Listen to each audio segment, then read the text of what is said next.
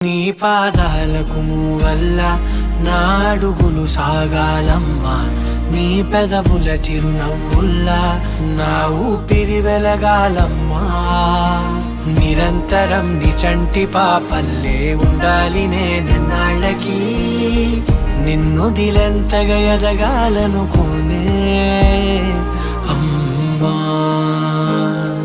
అణువణువణు నీ కొలువే అమ్మా. చాలా బాగా పాడావు. అది ఈ పాట మీ అమ్మకు నచ్చిందా? మీకు నచ్చిందా అమ్మా? చాలా బాగా నచ్చింది. అయితే మా అమ్మ కూడా. వస్తానమ్మా.